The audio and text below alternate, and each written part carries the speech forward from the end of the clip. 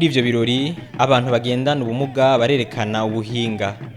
Batatu gusa muri abo batimbo nibo batagendana ubumuga muri uwo mugwi w'abantu 12 bavuz'ingoma bagize umugwi ndangakaranga no kwinonora imitsi Abbé Pierre ugizwe n'abantu bashika 50 bose hamwe harimo n'ibindi bikorwa.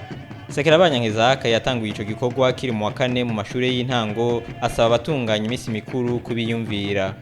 Ufise impano ntuzoyiryamike ko mubehe yerekana igaragare nturabe ngo abantu ngo baragutwinga werekana icisho buye hama abantu batosigara barabiyo waciye waduze mu kirere ntambamye nazibonye nkiri muto bwamaze gukura ivyo ntivyigeze kuba kuko ubwa mbere nkivuze izo ngoma naragira ubwoba nkabona yuko abantu bantwenga kujya mu ntaduga mu kirere bakavuga amajambo nabavuga yuko nkoresha uburozi muganga avuga ati no ntabwo ari uburozi n'Imana yampaye bwabamwe ntibavyimya ngivyo ntibishoboka umuntu ngo yaduze amaguru mu kirere nk'inkona muganga avuga ati ni Imana yampaye kuko twe ivyo kuroga ntavyo tuzi twe dusenga Imana gusa hama dusabe n'abarongoye igihugu n'ukuri atwe bazora duhamagara mu maseremoni atandukanye kuko imigwi ni myinshi ivuze ingoma mugabo kandi dukunda kwita ama evenement makomeye Chenda kivuga kandi ndazi bazovyumva ndasavye n'ukuri abarongoye imigwi itandukanye barongoye ibintu by'igihugu n'inkino n'imico kama baza baratwitaho natwe mu evenement makomeye badutuma kuko natwe turatanga show abantu bose banyene bakomye induru. Uwo mugwi ndangakaranga no kwinonora imitsi urakorera no muri urwo rukino rwa sitting volleyball.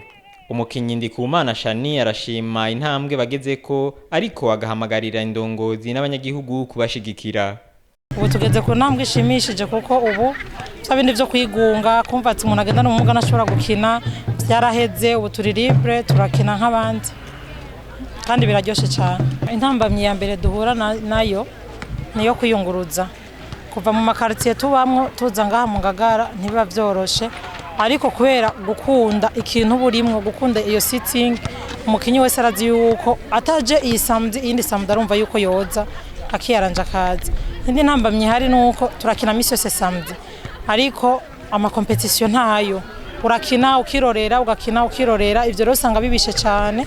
Twashaka gusaba abaturongoye yuko bogerageza bagategura cyane ama competition akaba menshi niho natwe twogira morale yo gukina ego kandi turasaba n'igihugu n'abene gihugu bakirimwo yuko boshigikira inkino z'abagendana ubumuga co kimwe nk'abandi bakinyi bose. Urongoye umugwi Abbé Pierre arashimangira kuvyo bakeneye kandi akamenyesha umugwi w'igihugu utunganya inkino Comité Paralympique du Burundi mu Gifaransa ko bakeneye gutunganirizwa amahiganwa. Les difficultés sont multiples parce que d'abord nous avons des difficultés des infrastructures. Il n'y a pas d'infrastructure ici, vous voyez, c'est le seul terrain que nous avons ici à Bujumbura, même si ce n'est pas bien aménagé. On a eu la chance d'avoir le stade, mais le stade n'a pas été bien protégé. Vous voyez des trous là, donc c'est un problème.